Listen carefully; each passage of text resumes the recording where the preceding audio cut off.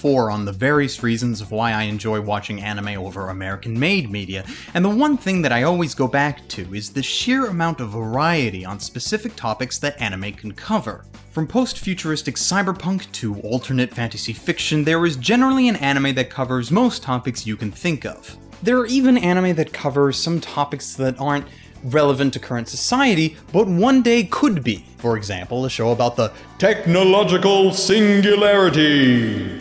For those not in the know, the technological singularity is a term coined by science fiction author Vernor Vinge, and it describes a time in the near future where highly capable artificial intelligences are on par with the intelligences of regular humans. And if given the correct bodies, these intelligences could be virtually indistinguishable from regular humans. Now, the singularity has been referenced in pop culture for years, from films to webcomics, but generally the singularity has never been the main focus, and it's been more of a side note to help describe the setting. Today, however, we're going to be looking at an anime that takes a look at the consequences of the singularity on human and AI relationships, while at the same time being way less convoluted than that entire last paragraph I spewed out. Ladies, gentlemen, and others, my name is Arcada, and welcome to Glass Reflection. Today, Chobits.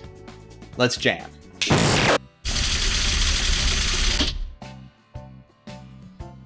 Time to put those nerdy glasses away because the plot of this show is really not that hard to understand. In the somewhat distant future, technology has advanced to the point where we have been able to create human-shaped computers called persocoms that are capable of handling all of our day-to-day tasks. While highly efficient and useful as any piece of advanced technology would be, persocoms are expensive as all hell. Cue the introduction of main protagonist Hideki Motosuwa. Hideki is an aspiring post-secondary student who recently enrolled in a local cram school in order to get enough good grades to be accepted into university. However, being from the country, not only is he not very fluent in the city and its technological marvels known as persocoms, but he is also piss broke and could not afford a persocom without being unable to feed himself for the remainder of his life. However, a goddess of luck shines down upon him from the heavens when he happens to run across a discarded persocom lying in a trash pile on his way home one day, and he decides to take it home with him. After going through the embarrassing process of attempting to turn her on, erotic humor, Hideki discovers that unlike his original fantasy of a computer that can do all of his chores for him and so forth, what he has is a seemingly defective computer who can only say one word. Chi. Hey. Chi? Is chi the only thing you can say? Chi. Well, I guess this was a persocom that I found out in the garbage. I wonder if it's broken or messed up or something.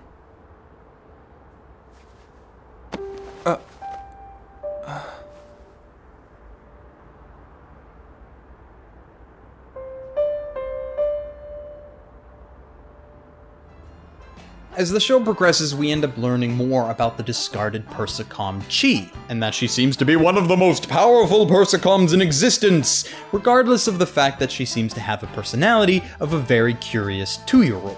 And it's the mystery surrounding her that drives the main focus of the plot.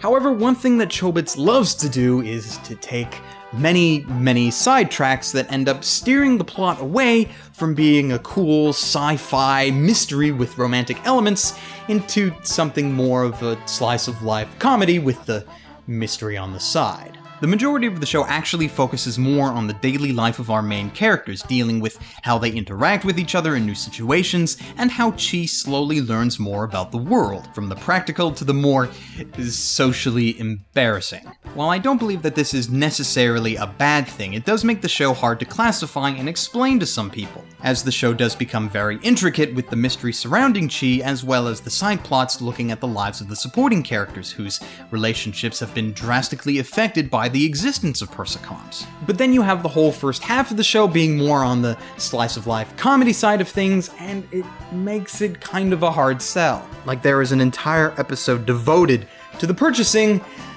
of underpants. No, seriously.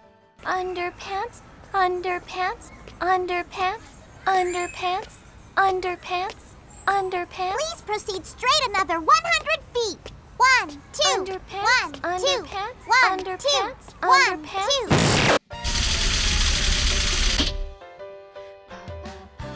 2. The thing I like about the characters in Chobits is that there is no singular bad guy. Sometimes there's a character with slightly more shady intentions, but for the most part, the cast is full of just average people.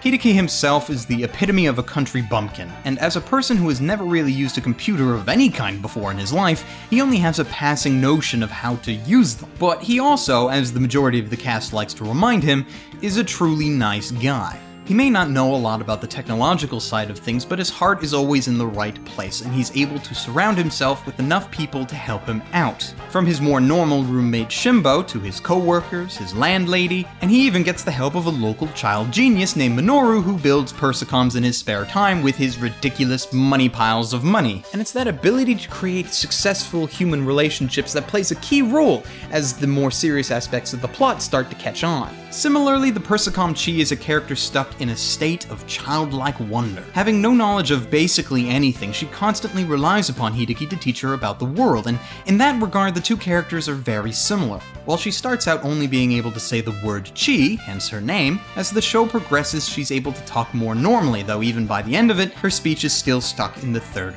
person. But it's her slow progression that helps build her character into someone more lovable, for the audience, among others.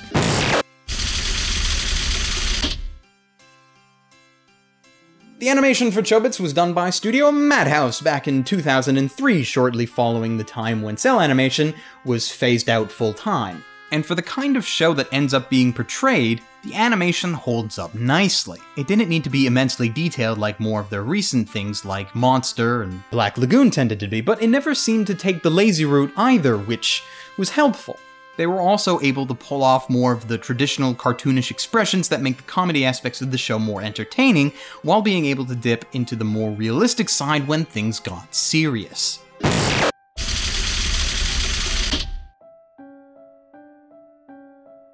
What I like about the Chobits soundtrack is how it's able to take orchestral strings and casual vocals and tie them together into addictive background tunes that wedge their way into your mind when you least expect them. That goes for the opening as well, and I have spoken about that particular addictiveness previously. Also similar to the animation, while the soundtrack is very good at the more upbeat parts of the show, in the latter end when the plot kicks itself into overdrive, the OST is able to keep up with it beautifully, giving us one of my favorite anime tracks of all time, simply titled Dark Cheese Theme.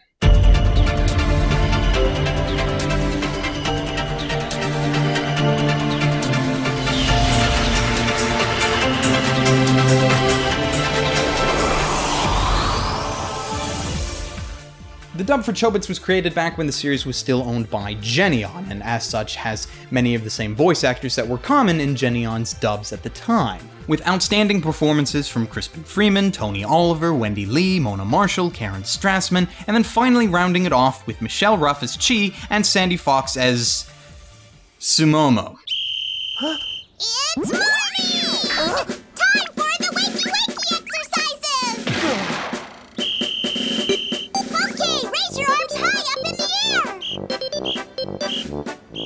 Who I swear ranks high up on my most annoying anime character of all time list. Seriously, I cannot stand her at times.